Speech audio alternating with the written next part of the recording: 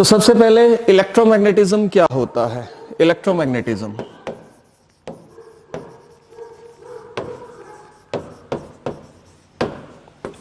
First definition on page number 253. What is electromagnetism? It is the phenomena of production of electric current और EMF.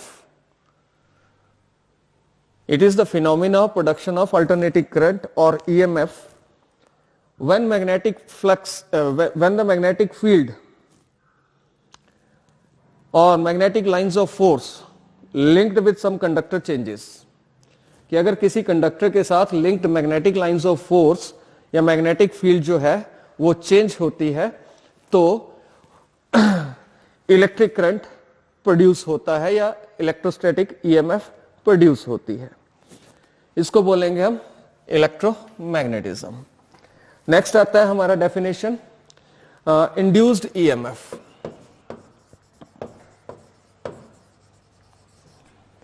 Induced EMF तो जब भी किसी conductor के बगल में magnetic lines of force change होती हैं, किसी कंडक्टर से linked magnetic lines of force change होती हैं तो उस कंडक्टर के अंदर ईएमएफ प्रोड्यूस होती है. उस ईएमएफ को हम बोलते हैं इंड्यूस्ड ईएमएफ. वो ईएमएफ होगी इंड्यूस्ड ईएमएफ. तो इंड्यूस्ड ईएमएफ क्या होगी? It is the EMF produced in a conductor when magnetic lines of force linked with that conductor changes.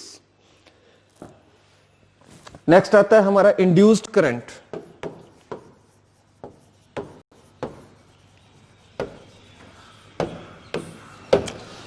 जिस तरह से अगर किसी कंडक्टर के साथ लिंक्ड मैग्नेटिक फील्ड या magnetic lines of force change होती हैं तो उस कंडक्टर के अंदर जैसे ईएमएफ प्रोड्यूस होती है, अगर ईएमएफ होगी तो E is equal to ohm's law से आई आर, तो उस कंडक्टर के अंदर क्या होगा? करंट भी प्रोड्यूस होगा. तो ये जो करंट होगा ये ईएमएफ होगी, इसको हम इंड्यूस्ड ईएमएफ बोलेंगे, और ये जो करंट होगा इसको हम इंड्यूस्ड करंट बोलेंगे. तो इंड्यूस्ड करंट क्या होगा?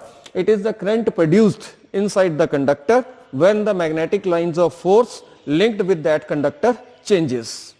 इसको बोलेंगे हम induced current. आगे है जो हमारे चैप्टर का नाम है इलेक्ट्रोमैग्नेटिक इंडक्शन.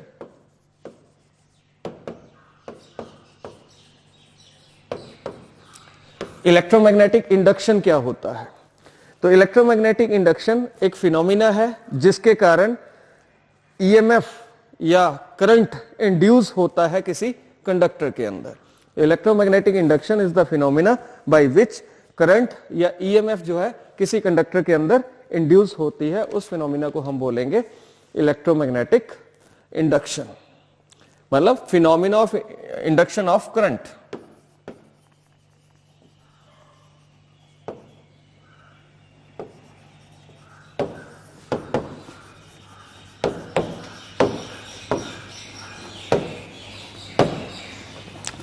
कब? When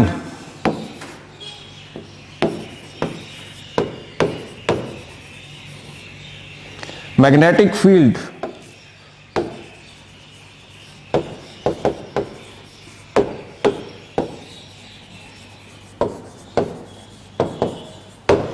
linked with conductor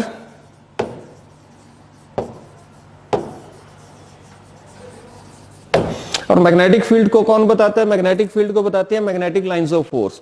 तो जब मैग्नेटिक लाइंस ऑफ फोर्स के कंडक्टर से लिंक्ड जो मैग्नेटिक लाइंस ऑफ फोर्स होंगी जब वो चेंज होंगी तो क्या प्रोड्यूस होगा? इलेक्ट्रिक करंट उस कंडक्टर के अंदर प्रोड्यूस होगा, और इस फिनोमिना को हम बोलते हैं इलेक्ट्रोमैग्नेटिक इंडक्शन. अब इससे जो पिछला चैप्टर था हमारा थर्ड यूनिट था मैग्नेटिज्म, मैग्नेट्स वगैरह, तो इसके मैंने वीडियोस बना के यूट्यूब के ऊपर डाल दिए हैं. आप Himalayan public school Nagrota Verma Google में सर्च करके यूट्यूब चैनल पे जाके प्लेलिस्ट मैंने बनाई हुई है, वहां पे आप सारे के सारे वीडियोस जो हैं थर्ड यूनिट के आप वहां से देख सकते हो, जिससे आपको ये चीज अंडरस्टैंड करने में और इजी हो जाएगा.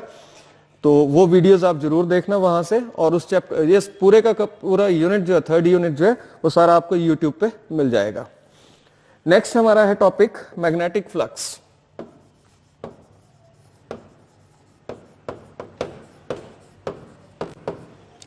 मैग्नेटिक फ्लक्स हमने इलेक्ट्रिक फ्लक्स भी पढ़ा था फर्स्ट यूनिट में. तो इलेक्ट्रिक फ्लक्स क्या था? Number of electric line of force crossing some area.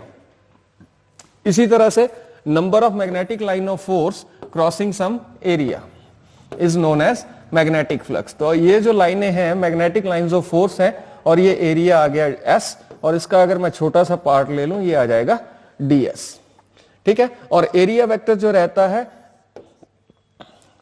ये आ जाएगा हमारा ds वेक्टर, और ds वेक्टर जो है मैग्नेटिक फील्ड की जो डायरेक्शन होगी उसको r कैप रिप्रेजेंट करता है। तो मैग्नेटिक फ्लक्स क्या है? It is the magnetic line of force crossing some area. तो जिस तरह से हमने इलेक्ट्रोस्टैटिक्स में किया था, इलेक्ट्रिक फ्लक्स की बात की थी, वहां पे इलेक्ट्रिक लाइंस ऑफ फोर्स होती थी, वो किसी एरिया से क्रॉस करती थी, और एरिया वेक्टर जो है उसको हम रिप्रेजेंट करते थे ds वेक्टर से, और उसकी डायरेक्शन बताता था n कैप। इसी तरह से मैग्नेटिक फील्ड जो है उसको, वहां पे इलेक्ट्रिक फील्ड थी, यहाँ पे मैग्नेटिक फील्ड है, मैग्नेटिक फील्ड को हम b वेक्टर से रिप्रेजेंट करते हैं, और इसकी डायरेक्शन बताएगा r कैप। s से कंप्लीट एरिया है और ds इसका छोटा सा पार्ट है। तो जो हमारा मैग्नेटिक फ्लक्स, एक बार फिर बता रहा हूं कि magnetic flux is the number of magnetic lines of force crossing some area. अब हम एक्सप्रेशन फाइंड आउट करेंगे।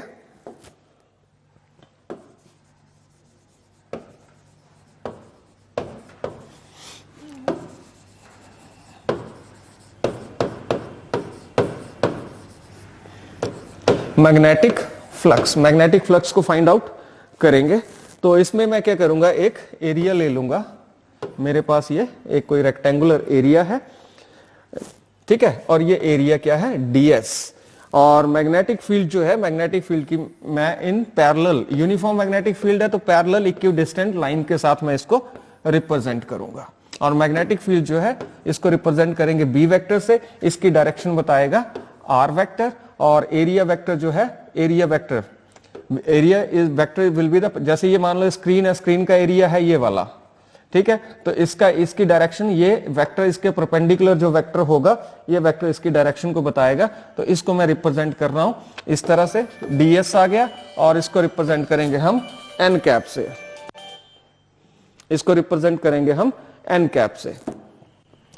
तो इसके लिए एक्सप्रेशन निकालना है, तो मान लेते हैं कि मैग्नेटिक फील्ड और एरिया वेक्टर की जो डायरेक्शन है, इनके बीच में एंगल है थीटा। तो यहां से मेरे पास आ गया ds वेक्टर, और इसको मैं लिख सकता हूं ds इंटू n कैप।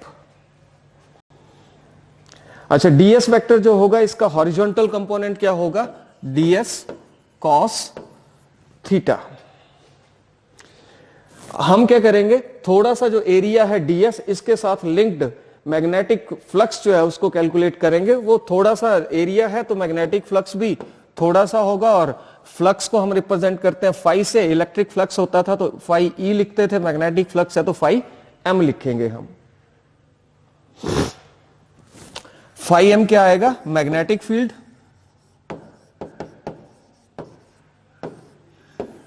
ठीक है, और साथ में आ जाएगा हॉरिजॉन्टल कंपोनेंट।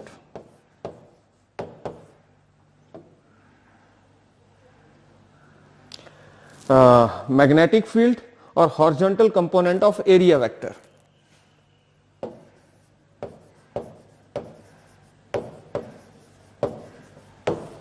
सो डी फाई एम क्या आ जाएगा मेरे पास, मैग्नेटिक फील्ड है हमारी B, और हॉरिजॉन्टल कंपोनेंट है ds cos थीटा। तो small magnetic flux linked with small area, ये वाला स्मॉल एरिया ds, और ये स्मॉल एरिया ds के साथ लिंक जो मैग्नेटिक फ्लक्स होगा वो होगा d phi m b ds cos theta. Total magnetic flux निकालना हो विद कंप्लीट एरिया, तो वो भी हम फाइंड आउट कर सकते हैं, टोटल मैग्नेटिक फ्लक्स।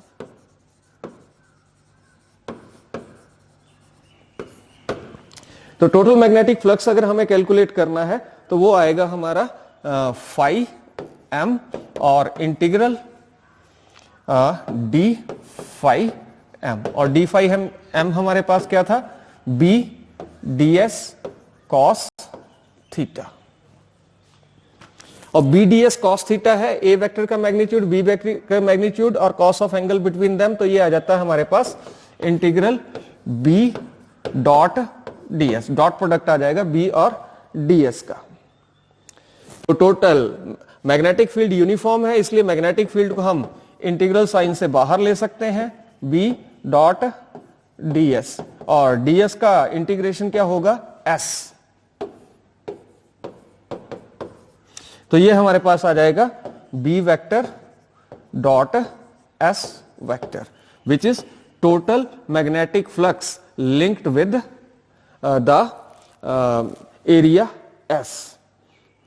अब इसके स्पेशल केसेस हैं, ये आ गया हमारा फाइनल रिजल्ट, इसके स्पेशल केसेस हैं।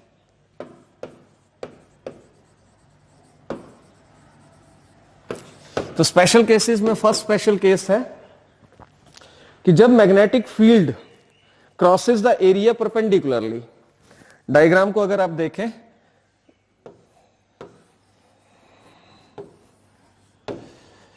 मैग्नेटिक फील्ड की ये डायरेक्शन थी और एरिया की ये डायरेक्शन थी, और यह इनके दोनों के बीच में एंगल थीटा था। तो ये स्पेशल केस क्या बोल रहा है, when B vector is perpendicular to ds vector, कि मैग्नेटिक फील्ड और जो ds वेक्टर इन दोनों के बीच में एंगल क्या है, 90 डिग्री का है। तो उस केस में क्या होगा, that is theta is equal to 90 degree. तो हमारे पास फ्लक्स फाई m क्या आ जाएगा, b s। तो थीटा क्या होगा, मैग्नेटिक फील्ड और एरिया वेक्टर के बीच में एंगल। तो उस केस में थीटा 90 नहीं, मैग्नेटिक फील्ड और एरिया दोनों एक दूसरे के परपेंडिकुलर हैं। जैसे मैं यहां से बता रहा हूं, ये एरिया है, इसकी डायरेक्शन ये है। अब मैग्नेटिक फील्ड भी इसी डायरेक्शन में है,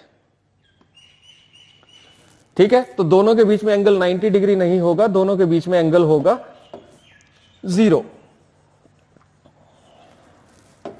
तो थीटा क्या आ जाएगा, 0 डिग्री। तो बी एस कॉस 0, और कॉस 0 कितना होगा हमारे पास, कॉस 0 होगा 1। तो ये जो हमारे पास फ्लक्स आएगा फाई m, ये आ जाएगा b इंटू एस, और इस ये फ्लक्स जो होगा, ये फ्लक्स होगा मैक्सिमम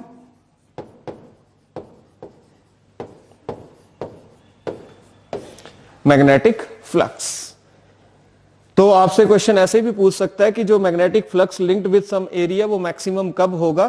तो magnetic flux linked with some area will be maximum when the magnetic field is perpendicular to the direction of the area. जब मैग्नेटिक फील्ड एरिया के परपेंडिकुलर होगी। इसी तरह से दूसरा स्पेशल केस है कि अगर मैग्नेटिक फील्ड जो है वो पैरेलल है, ये एरिया आ गया हमारे पास, ये एरिया है, इसकी डायरेक्शन ये पेन बताएगा, इधर को फ्रंट को, ठीक है। और मैग्नेटिक फील्ड भी इसी डायरेक्शन में है, एरिया के पैरेलल है। मैग्नेटिक फील्ड इस तरफ को है, इस तरह से है, एरिया वेक्टर इधर को है, तो दोनों के बीच में एंगल कितना आ जाएगा, 90 डिग्री। उंगलियां मेरी बता रही है मैग्नेटिक फील्ड की डायरेक्शन, और ये पेन बता रहा है direction of the area vector. तो दोनों के बीच में अब क्या है, एरिया के पैरेलल है मैग्नेटिक फील्ड, तो दोनों के बीच में एंगल कितना आ गया, 90 डिग्री एंगल आ जाएगा। तो इस केस में क्या होगा, थीटा जो होगा वो 90 डिग्री होगा। When B is parallel to ds, तो इस केस में theta is equal to 90 degree. ये सेकंड स्पेशल केस है। तो हमारे पास क्या आ जाएगा, phi m is equal to B S cos 90 degree, और कॉस 90 क्या होता है, 0 होता है। तो फ्लक्स इस केस में क्या होगा, 0 आ जाएगा। तो ये आ गई minimum value of the flux. तो फ्लक्स मिनिमम कब होगा, जब डायरेक्शन ऑफ मैग्नेटिक फील्ड और area both are perpendicular to each other. तो फ्लक्स उस केस में मिनिमम होगा। और फ्लक्स मैक्सिमम कब होगा, जब जो एरिया वेक्टर है और मैग्नेटिक फील्ड है दोनों एक दूसरे के क्या होंगे, पैरेलल होंगे। आगे यूनिट्स क्या होते हैं मैग्नेटिक फ्लक्स के, यूनिट्स क्या होंगे मैग्नेटिक फ्लक्स के।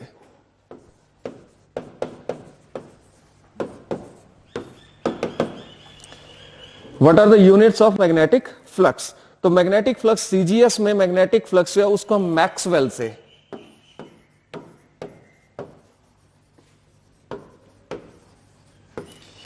और एसआई सिस्टम में हम जो इसके होंगे वेबर।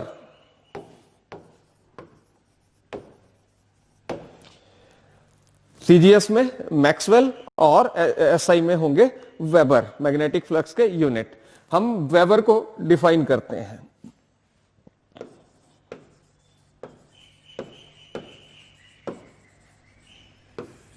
Definition of weber.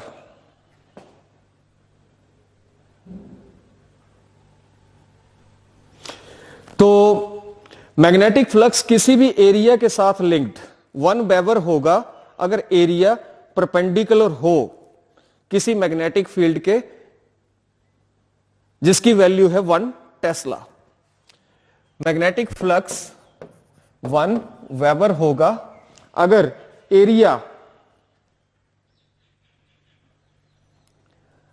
जो लिंक्ड है वो कितना हो, 1 मीटर स्क्वायर हो, और वो किसके साथ लिंक्ड हो, with magnetic field of 1 tesla.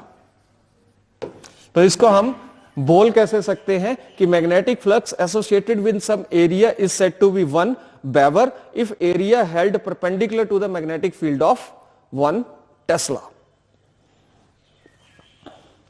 अगला एक क्वेश्चन है 256 पे, does magnetic flux always induces a current? क्या मैग्नेटिक फ्लक्स हमेशा करंट इंड्यूस करता है? दूसरा इस क्वेश्चन को और फॉर्म में पूछ सकते हैं कि will induced current produces whenever there is change in magnetic field linked to a coil. तो मैग्नेटिक फ्लक्स तभी इंड्यूस करंट प्रोड्यूस कर सकता है अगर वो मैग्नेटिक फ्लक्स जो है वो चेंज हो। अगर मैग्नेटिक फ्लक्स चेंज नहीं हो रहा है, magnetic lines of force linked with some conductor वो चेंज नहीं हो रही हैं, तो कोई भी इंड्यूस करंट या इंड्यूस ईएमएफ उस कंडक्टर के अंदर प्रोड्यूस नहीं होगी। नेक्स्ट है फैराडे लॉज।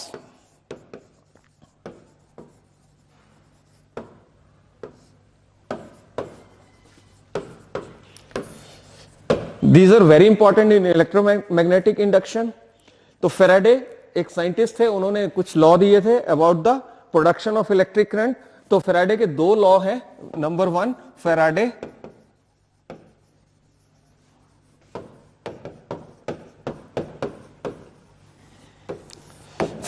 First law. तो फैराडे फर्स्ट लॉ क्या बोलता है कि whenever magnetic flux linked with coil changes, जब तक मैग्नेटिक फ्लक्स किसी कॉइल के साथ लिंक्ड मैग्नेटिक फ्लक्स जो है वो चेंज होता रहेगा, तब तक उस कंडक्टर के अंदर या सर्किट के अंदर इंड्यूस्ड ईएमएफ प्रोड्यूस होती रहेगी। कि जब तक किसी सर्किट के साथ, जैसे मान लो मैंने एक वायर ले ली, इस तरह से सर्कुलर वायर ले ली, और मैंने एक मैग्नेट ले लिया।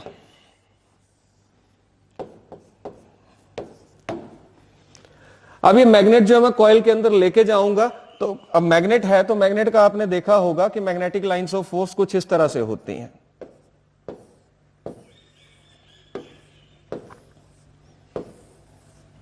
जब मैग्नेट को मैं इसको अंदर लेके जाऊंगा तो इस एरिया के साथ लिंक्ड मैग्नेटिक फ्लक्स क्या होगा, चेंज होगा। तो फैराडे फर्स्ट लॉ ये बोलता है कि इस जो रिंग है या ये जो वायर है, इसके अंदर करंट तब तक प्रोड्यूस होगा, तभी प्रोड्यूस होगा जब इसके साथ linked magnetic lines of force change हो। Magnetic lines of force change होने का मतलब है मैग्नेटिक फ्लक्स चेंज हो। तो this is the Faraday first law and इसकी एक्सप्लेनेशन है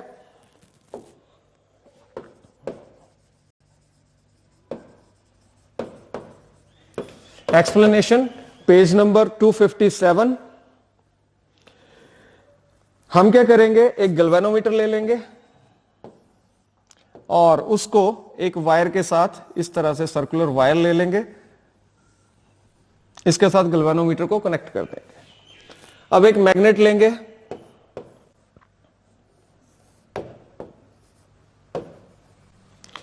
मैग्नेट को मैंने यहां फिक्स रखा, तो इस एरिया से मैग्नेटिक लाइन ऑफ फोर्स तब भी क्रॉस हो रही है।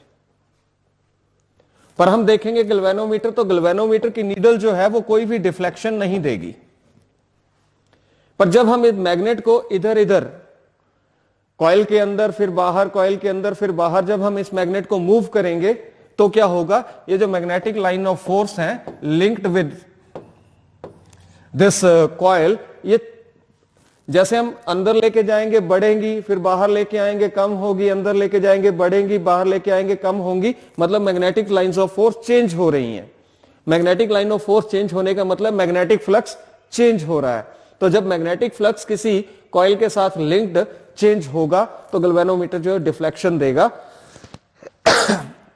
वो डिफ्लेक्शन इस साइड भी हो सकती है, इस साइड भी हो सकती है। तो अगर गैल्वेनोमीटर डिफ्लेक्शन दे रहा है, इट मींस इस वायर के अंदर क्या हुआ, इलेक्ट्रिक करंट जो है, इंड्यूस्ड करंट या इंड्यूस्ड ईएमएफ इस वायर के अंदर प्रोड्यूस हुई। तो ये है फैराडे फर्स्ट लॉ। और फैराडे फर्स्ट लॉ ये भी कहता है कि ये ईएमएफ या इंड्यूस्ड करंट इस कॉइल के अंदर तब तक रहेगा जब तक मैग्नेटिक फ्लक्स जो इस कॉइल के साथ लिंक्ड है, इस सर्किट के साथ लिंक्ड है, ये हम चेंज होता रहेगा। जैसे आप मैग्नेट के मूवमेंट को रोक दोगे, मैग्नेट रुक जाएगा, तो कोई भी यहां पे फ्लक्स या कोई भी यहां पे मैग्नेटिक कोई भी करंट यहां पे या ईएमएफ यहां पे इंड्यूस इस सर्किट के अंदर नहीं होगी। तो माइकल फैराडे ने इस बेस पे कुछ ऑब्जर्वेशंस की। तो उसने क्या कहा, उसकी फर्स्ट ऑब्जर्वेशन ये कहती है, फर्स्ट ऑब्जर्वेशन के अनुसार कि when there is a relative motion between magnet and coil, galvanometer will give the deflection which indicates that current is produced inside the coil, कि कॉइल के अंदर करंट प्रोड्यूस होगा।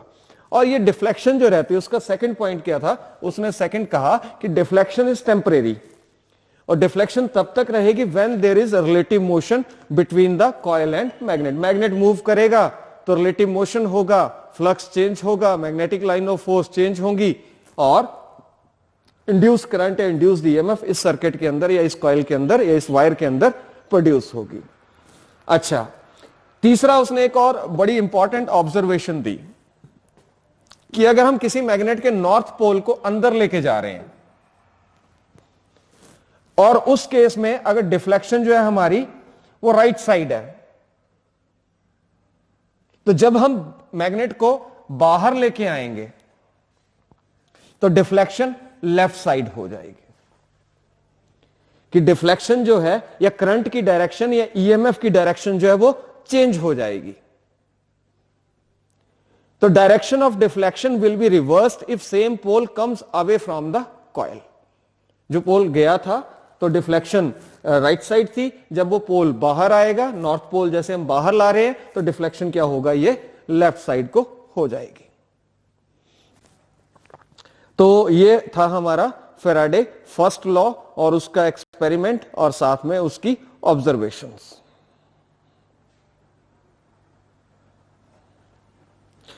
दूसरा है हमारा next Faraday 258, Faraday second law.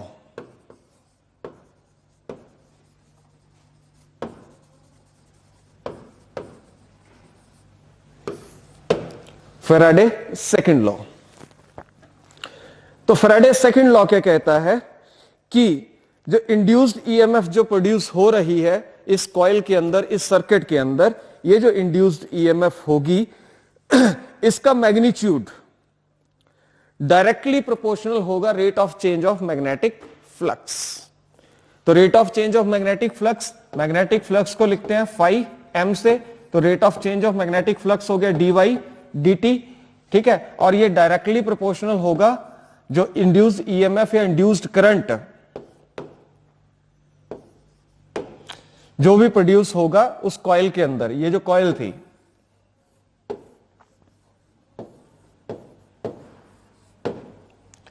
इसके अंदर जो मैग्नेटिक फ्लक्स है या इंड्यूस्ड ईएमएफ प्रोड्यूस होगी या इंड्यूस्ड करंट प्रोड्यूस होगा, उसका मैग्नीट्यूड वो डायरेक्टली प्रोपोर्शनल होगा rate of change of magnetic flux. ये है हमारा फैराडे सेकंड लॉ। अब फैराडे सेकंड लॉ, इसकी एक्सप्लेनेशन,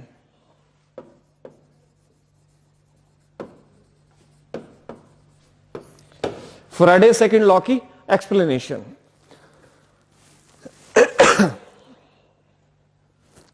अगर तो हम मैग्नेट जो है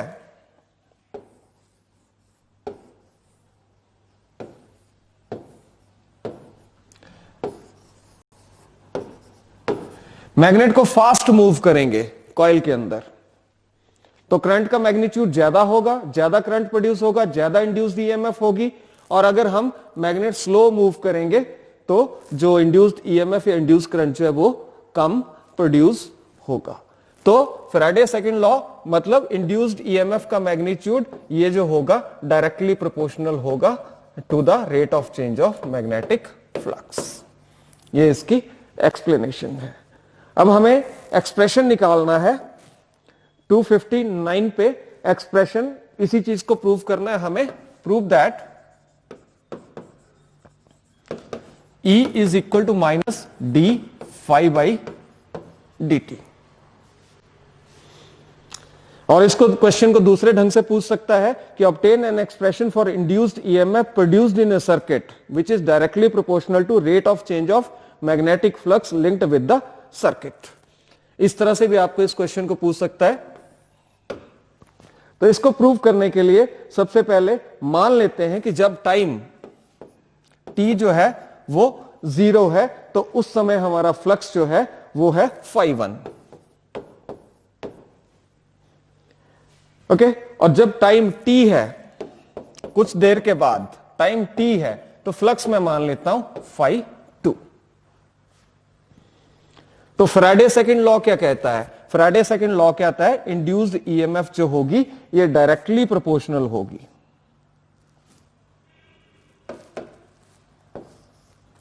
डायरेक्टली प्रोपोर्शनल होगी rate of change of flux that is φ2 minus φ1 upon t minus 0।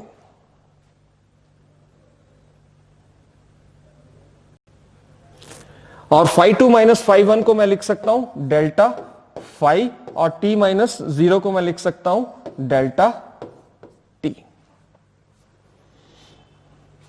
हम लिमिट अप्लाई कर देंगे।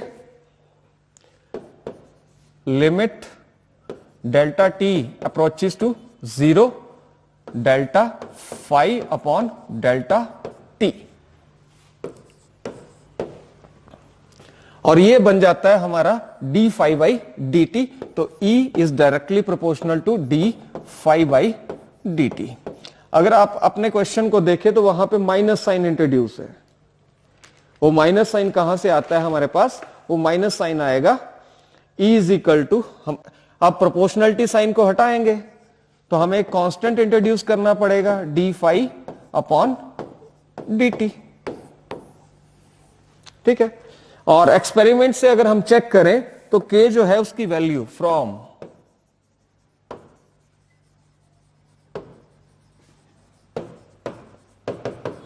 k इज इक्वल टू 1, तो E is equal to minus D phi by d t which is Faraday's second law. और जो ये कहता है कि जो इंड्यूस्ड ईएमएफ प्रोड्यूस होगी किसी भी कॉइल के साथ, वो किसी कॉइल के अंदर, तो वो जो होगी rate of change of magnetic flux जो है उसके डायरेक्टली प्रोपोर्शनल होगी।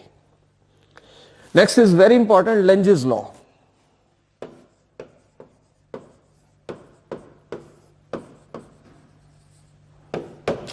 Lenz's law very important.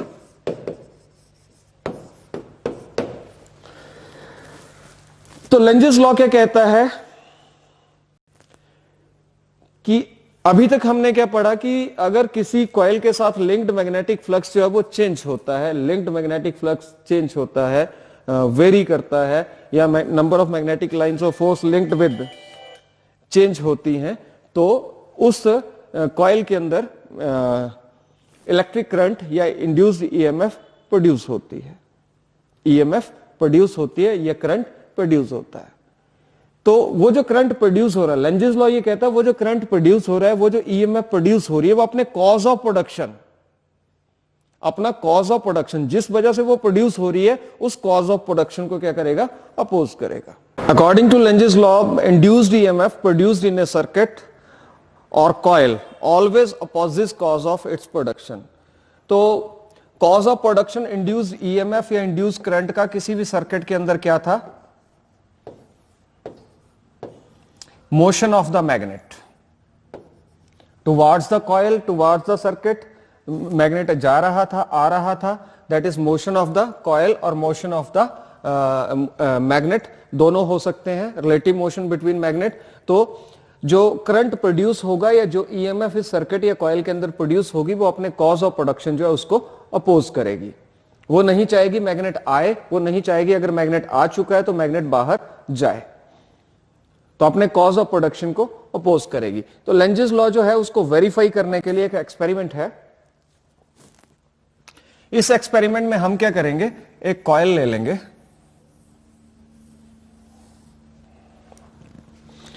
इस कॉइल के साथ एक गैल्वेनोमीटर कनेक्ट कर देंगे।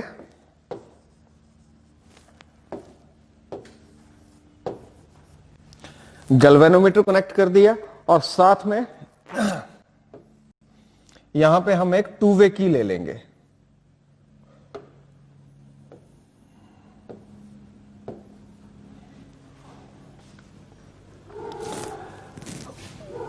और ये एक बैटरी लगा देंगे।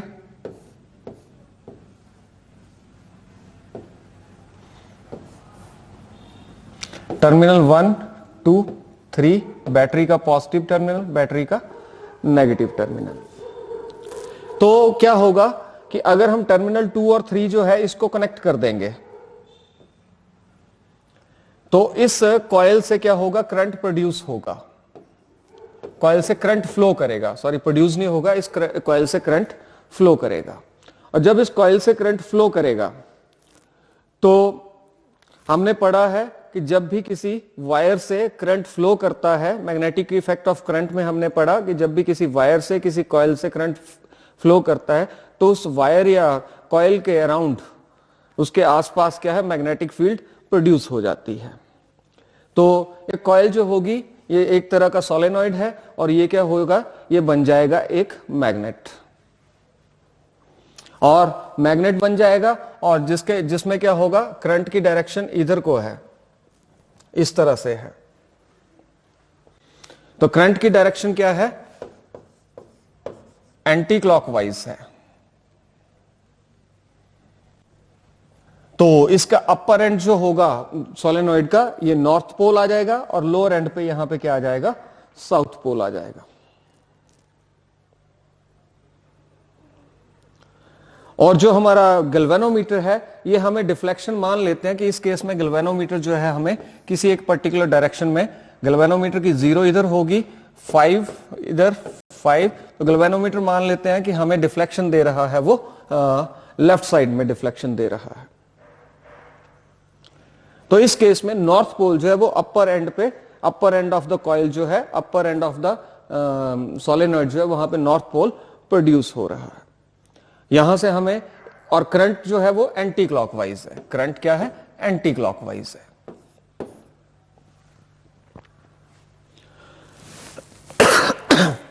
अब हम क्या करेंगे, टर्मिनल 2 और 3 जो है इसको ओपन कर देंगे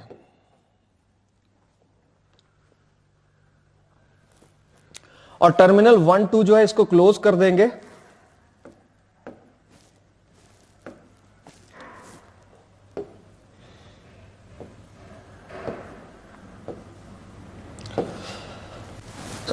और जैसे टर्मिनल 1, 2 को क्लोज करेंगे, अब इस बैटरी से इस सर्किट के अंदर करंट फ्लो होना बंद हो गया, अब इसमें कोई करंट फ्लो नहीं होगा। अब हम एक मैग्नेट लेंगे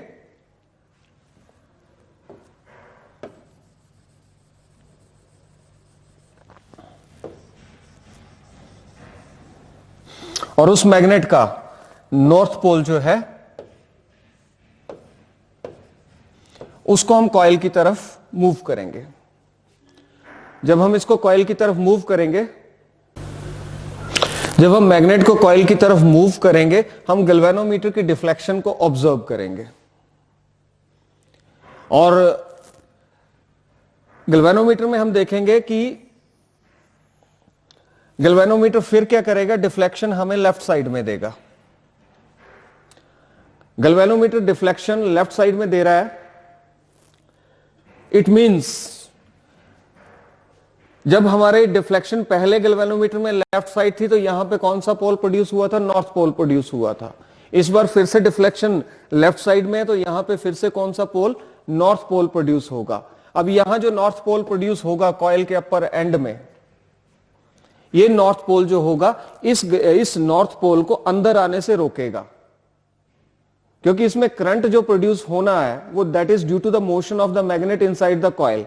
तो मैग्नेट के अंदर आने को रोकेगा। यहां पे इसका मतलब कौन सा पोल प्रोड्यूस हो जाएगा, नॉर्थ पोल प्रोड्यूस हो जाएगा, which opposes the cause of production of the current. तो जो भी इंड्यूस्ड करंट, लेंजेस लॉ ये कहता है, जो भी इंड्यूस्ड करंट इस कॉइल में मोशन ऑफ मैग्नेट के कारण प्रोड्यूस होगा, वो जो करंट है वो कॉज ऑफ इट्स प्रोडक्शन उसको अपोज करेगा। अब दूसरा केस देखते हैं कि अब हम क्या करने जा रहे हैं कि ये जो हमारा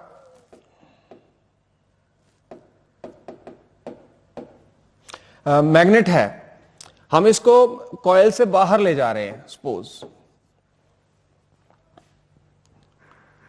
जब हम इसको कॉइल से बाहर ले जाएंगे तो उस केस में क्या हमने ऑब्जर्व किया कि हमारा गैल्वेनोमीटर जो है अब वो डिफ्लेक्शन दे रहा है right side. Right side means आप इस तरह से देख सकते हैं, तो करंट जो प्रोड्यूस होगा वो क्लॉकवाइज डायरेक्शन में प्रोड्यूस होगा। और ये जो यहां पे अपर एंड ऑफ द कॉइल है, यहां पे साउथ पोल प्रोड्यूस हो जाएगा। ये साउथ पोल इस मैग्नेट को बाहर जाने से रोकेगा, क्योंकि जब अंदर आ रहा था cause of production motion of magnet inside the coil, जब बाहर जा रहा है तो कॉज ऑफ प्रोडक्शन है motion of magnet outside the coil. तो यहां पे साउथ पोल प्रोड्यूस हो जाएगा और ये साउथ पोल जो है इस साउथ पोल को अट्रैक्ट करेगा। मतलब ये साउथ पोल जो है वो नॉर्थ पोल को बाहर जाने से रोकेगा। तो इन दोनों चीजों से हमें यह पता चलता है कि जो भी कॉज ऑफ प्रोडक्शन होगा किसी भी कॉइल के अंदर, अगर मैग्नेटिक फ्लक्स चेंज होने से जो इंड्यूस्ड ईएमएफ या इंड्यूस्ड करंट प्रोड्यूस हो रहा है, तो वो इंड्यूस्ड करंट और ईएमएफ जो है वो कॉज ऑफ प्रोडक्शन जो रहेगा उसको क्या करेगा, अपोज करेगा। तो ये आ गया हमारा लेंजेस लॉ और इसकी verification. Next is very important topic, eddy currents.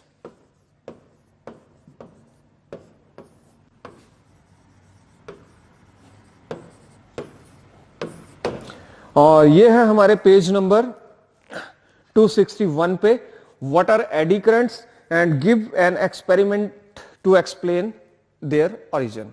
AD currents होते क्या हैं और आप एक एक्सपेरिमेंट से इसके ओरिजिन के बारे में बताइए।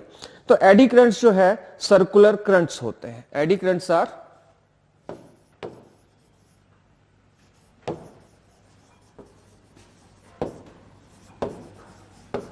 Circular current.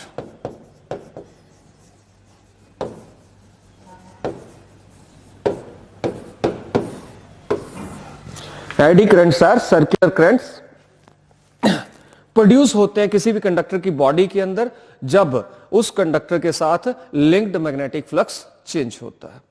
Eddy currents are circular currents produced inside the body of the conductor when magnetic flux linked with that conductor changes. इन करंट्स को फोकाल्ट करंट्स भी बोलते हैं। फोकाल्ट करंट भी कहते हैं। और मैग्नीट्यूड अगर हमें एडी करंट्स का लिखना है तो एडी करंट का मैग्नीट्यूड हम वैसे ही करते हैं, इसको हम लिख सकते हैं स्मॉल आई से रिप्रेजेंट करेंगे और ये भी होगा इंड्यूस्ड ईएमएफ अपॉन रेजिस्टेंस। तो इंड्यूस्ड, जैसे ही हम किसी कॉइल के साथ, किसी कंडक्टर के साथ या किसी वायर के साथ मैग्नेटिक फ्लक्स चेंज होता है तो उसमें ईएमएफ इंड्यूस होती है। अब उस वायर की कोई ना कोई रेजिस्टेंस भी होगी, तो उस कंडक्टर या उस वायर के अंदर एडी करंट्स भी प्रोड्यूस होंगे और वो एडी करंट्स जो होंगे उनका मैग्नीट्यूड होगा इंड्यूस्ड ईएमएफ अपॉन रेजिस्टेंस। तो इंड्यूस्ड ईएमएफ को मैं स्मॉल ई लेता हूं, रेजिस्टेंस को मैं कैपिटल आर ले लेता हूं। तो हमारे पास अब ईएमएफ क्या होती है, ईएमएफ होती है minus D phi M upon D T into 1/r।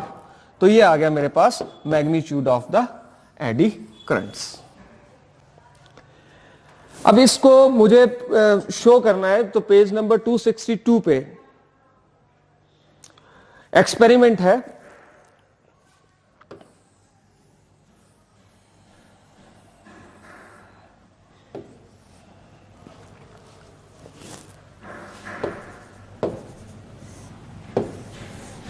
इसको मैंने किसी एसी सोर्स के साथ जोड़ दिया। कोई कॉइल है, सोलेनॉइड है, और सोलेनॉइड जो है इसके अंदर सॉफ्ट आयरन कोर है।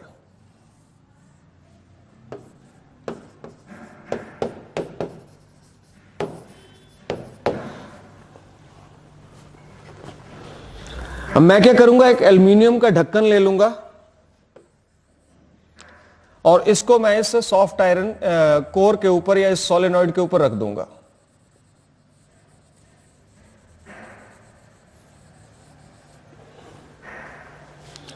तो जैसे ही मैं इस की को प्रेस करता हूं तो अब करंट जो है, अल्टरनेटिंग करंट जो है वो इससे पास करेगा, इस सोलेनॉइड से पास करेगा। तो उसी समय आप ऑब्जर्व करोगे कि ये जो ढक्कन जो मैंने इसके ऊपर सोलेनॉइड के ऊपर रखा हुआ है, ये एकदम से उछल के गिर जाता है।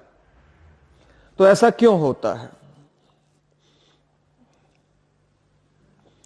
क्योंकि जैसे ही हम करंट पास करते हैं किसी भी सोलेनॉइड से, तो उसके अंदर क्या होगा, मैग्नेटिक फील्ड प्रोड्यूस होगी जो कि अपोज करेगी growing magnetic field of solenoid. Magnetic field produce होगी जो कि अपोज करेगी growing magnetic field of the solenoid, जिसके कारण जो डिस्क या ढक्कन जो हमने इसके ऊपर रखा हुआ है वो क्या होगा, इट विल जंप्ड अवे, ये बाहर गिर जाएगा, दूर गिर जाएगा। तो इस तरह से हमें यह पता चलता है कि एडी करंट्स जो हैं वो प्रोड्यूस होते हैं जब भी किसी भी कंडक्टर के साथ लिंक्ड मैग्नेटिक फ्लक्स चेंज होता है, तो हमें पता उसमें इंड्यूस्ड ईएमएफ प्रोड्यूस होगी। तो साथ साथ ही क्या होगा, एडी करंट्स भी प्रोड्यूस होंगे। अब एडी करंट्स की एप्लीकेशंस क्या हैं?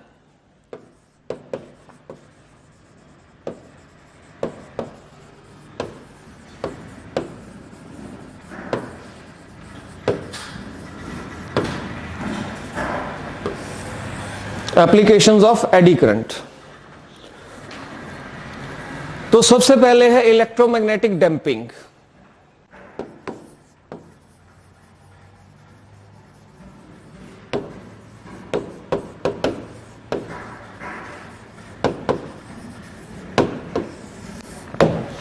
इलेक्ट्रोमैग्नेटिक डैम्पिंग, तो इलेक्ट्रोमैग्नेटिक डैम्पिंग जो है हम इसको यूज करते हैं डेड बीट गैल्वेनोमीटर के अंदर।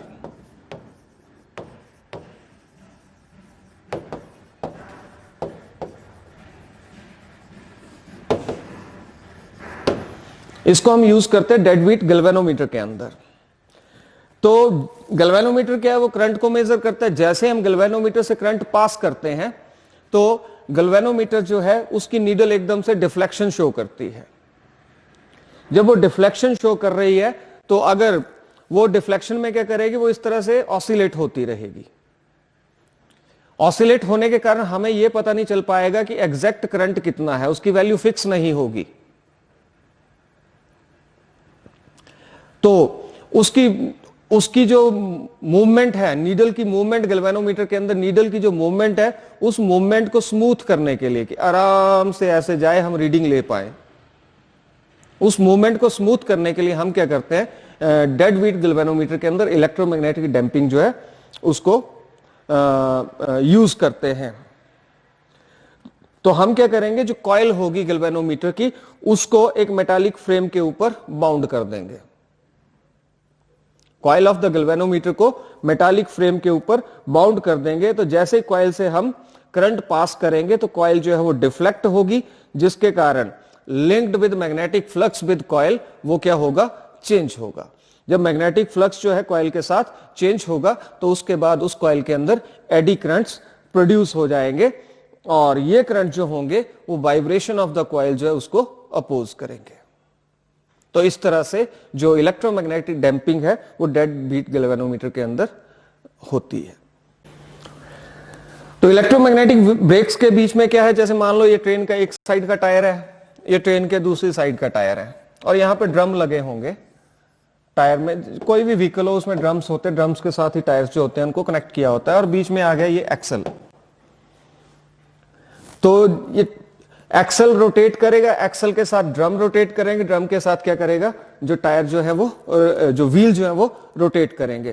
तो हम यहां पे क्या होगा, स्ट्रॉन्ग इलेक्ट्रिक मैग्नेटिक फील्ड जो वो प्रोड्यूस होगी, जिसके कारण इन ड्रम्स के अंदर क्या होगा, एडी करंट्स जो है वो प्रोड्यूस होंगे और ये एडी करंट्स जो हैं ये अपोज करेंगे motion of the train and tries to stop it, और ट्रेन को रोकने की कोशिश करेंगे। जो ट्रेन में रहती ब्रेक्स हैं, these are working on the concept of eddy currents. Normal buses वगैरह में तो लेदर्स लगे होते हैं, या और व्हीकल जो है उनमें लेदर्स लगे होते हैं, बट ट्रेन जो है वहां पे उनके व्हील जो होते हैं क्योंकि मेटालिक होते हैं, तो नीचे जो रेल होती है वो भी मेटालिक होती है। अगर व्हील अगर ब्रेक लगाएंगे भी तो क्या होगा, वहां पे फ्रिक्शन बहुत कम होगी, तो रुकने में प्रॉब्लम होगी। तो वहां पे हम इसका क्या बोलते हैं, एडी करंट्स के कंसेप्ट का यूज करते हैं। आगे है इंडक्शन फर्नेस।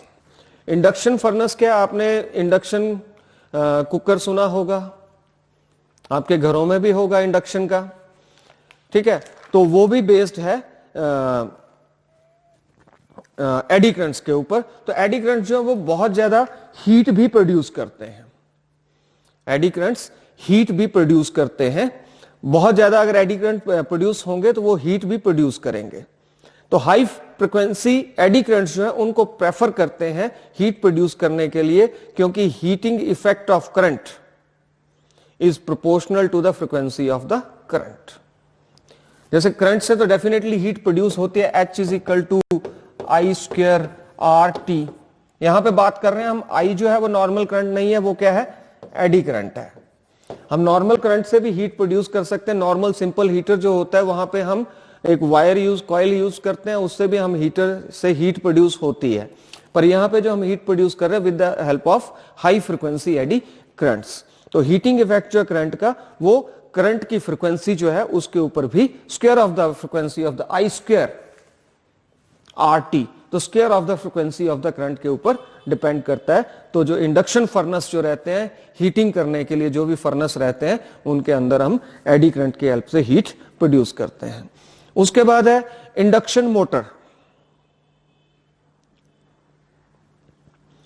नेक्स्ट आ जाता है आपका स्पीडो, अगला था इंडक्शन मोटर।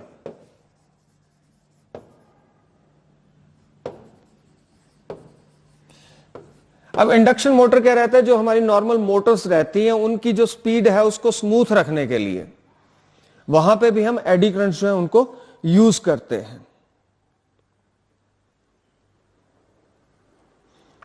क्योंकि मीटर जो मोटर है उसकी स्पीड कम ज्यादा हो सकती है, तो वहां पे उसकी एक जैसी स्पीड रखने के लिए हम क्या करते हैं, एडी करंट्स को जो है उनको यूज करते हैं। और ये मोटर्स जो है कॉमनली फैंस वगैरह में यूज होती हैं। अगला है speedometer of automobiles.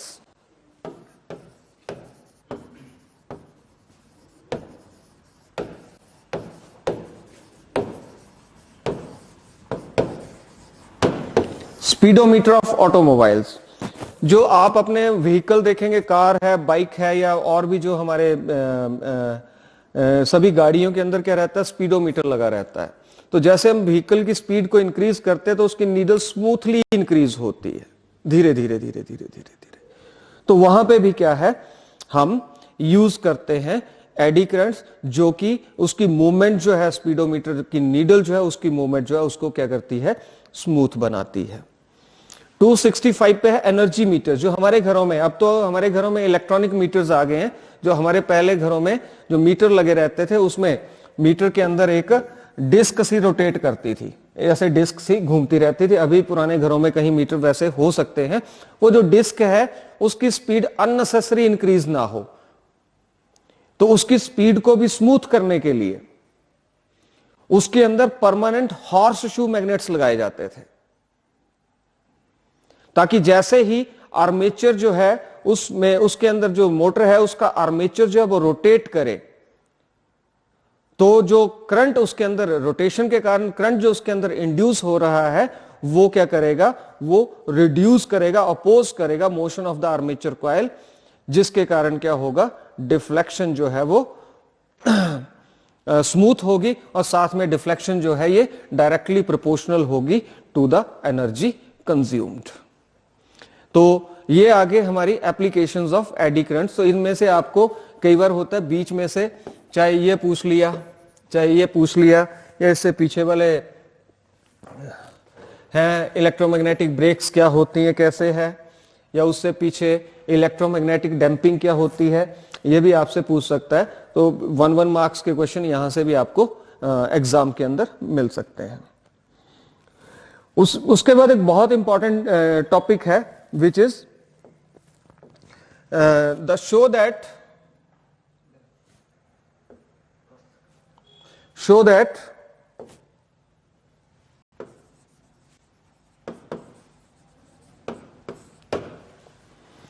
Lenge's law is direct consequence of law of conservation of energy। दूसरी तरह से इसको एग्जाम में पूछता है show that Lenge's law is in accordance with law of conservation of energy।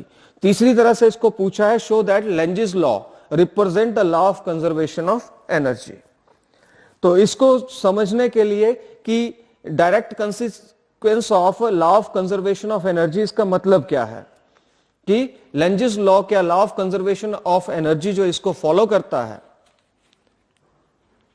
Lenz's law जो है law of conservation of energy इसको फॉलो करता है। तो इसके लिए हम क्या करेंगे, एक सोलेनॉइड ले लेंगे। ये मैंने एक सोलेनॉइड ले लिया और इस सोलेनॉइड को एक गैल्वेनोमीटर से कनेक्ट कर दूंगा थ्रू ए की के। जब मैं मैग्नेट का नॉर्थ पोल सोलेनॉइड की तरफ को लाऊंगा तो हमें पता है कि सोलेनॉइड के अंदर क्या होगा, इंड्यूस्ड ईएमएफ प्रोड्यूस होगी, या कॉइल के अंदर इंड्यूस्ड ईएमएफ प्रोड्यूस होगी। अब ये इंड्यूस्ड ईएमएफ प्रोड्यूस होगी तो डायरेक्शन जो होगी इस इंड्यूस्ड ईएमएफ की इस तरह से होगी कि अपने कॉज ऑफ प्रोडक्शन को अपोज करेगी।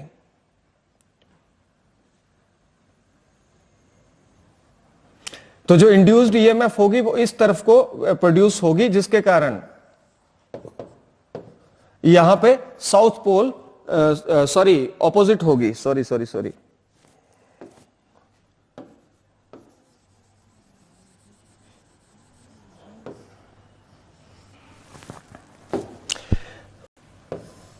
इंड्यूस्ड ईएमएफ की डायरेक्शन ऐसी होगी और यहां पे क्या होगा, at the top of the coil यहां पे नॉर्थ पोल प्रोड्यूस होगा, जो कि इस नॉर्थ पोल को अंदर आने से रोकेगा, इस नॉर्थ पोल के मोशन को अंदर आने से रोकेगा। Cause of production, Lenz's law क्या बोलते हैं, कॉज ऑफ प्रोडक्शन को क्या करेगा, अपोज करेगा। अब हमें अगर इस मैग्नेट को अंदर मूव करना है, अब यहां क्योंकि नॉर्थ पोल इसको अंदर नहीं आने दे रहा है, और अगर हमें इस मैग्नेट को कॉइल के अंदर मूव करना है तो हमें कुछ वर्क करना पड़ेगा अगेंस्ट द रिपल्सिव फोर्स, और वो वर्क जो होगा that work will convert into electrical energy. इसका मतलब क्या है, लेंजेस लॉ जो है वो डायरेक्ट कंसिक्वेंस है law of conservation of energy. तो मैं इस चीज को आपको एक बार फिर से बता रहा हूं कि मैंने एक सोलेनॉइड ले लिया क्योंकि हमें ये बताना है कि लेंजेस लॉ जो है वो law of conservation of energy इसको फॉलो करता है या नहीं करता है। तो लेंजेस लॉ जो है law of conservation of energy इसको फॉलो करता है कि इसको वेरीफाई करने के लिए मैंने एक सोलेनॉइड ले लिया, सोलेनॉइड के को मैंने एक गैल्वेनोमीटर से कनेक्ट किया, साथ में मैंने की लगा दी और की को मैंने कनेक्ट कर दिया। ठीक है, अब मैं क्या करूंगा, एक नॉर्थ पोल जो है उसको सोलेनॉइड के अंदर मूव करने की कोशिश करूंगा। जब मैं नॉर्थ पोल को इधर को मूव कर रहा हूं, ठीक है, तो definitely magnetic flux linked with this coil क्या होगा, चेंज होगा। अब मैग्नेटिक फ्लक्स चेंज होगा तो इस कॉइल के अंदर इंड्यूस्ड ईएमएफ प्रोड्यूस होगी। अब उस इंड्यूस्ड ईएमएफ की डायरेक्शन कुछ इस तरह से होगी कि वो cause of production is the motion of the magnet towards the coil, उसको क्या करेगा, अपोज करेगा। अब वो अपोज कब करेगा, कि अगर यहां पे कॉइल के टॉप पे क्या हो, नॉर्थ पोल प्रोड्यूस हो जाए तो इंड्यूस्ड ईएमएफ की डायरेक्शन ऐसे होगी और ये एन जो है मतलब एंटी क्लॉकवाइज होगी। जब एंटी क्लॉकवाइज होगी तो नॉर्थ पोल प्रोड्यूस होगा, अगर डायरेक्शन क्लॉकवाइज होगी तो कौन सा पोल प्रोड्यूस होगा, साउथ पोल प्रोड्यूस होगा। तो इंड्यूस्ड करंट या इंड्यूस्ड ईएमएफ जो यहां पे इस केस में प्रोड्यूस हो रही है वो क्या है, यहां पे नॉर्थ पोल प्रोड्यूस होगा, जो अपने कॉज ऑफ प्रोडक्शन जो है that is the movement of the north pole towards the coil, इसको अपोज करेगा। तो ये बताता है कि लेंजिस लॉ जो है वो law of conservation of energy इसको फॉलो करता है।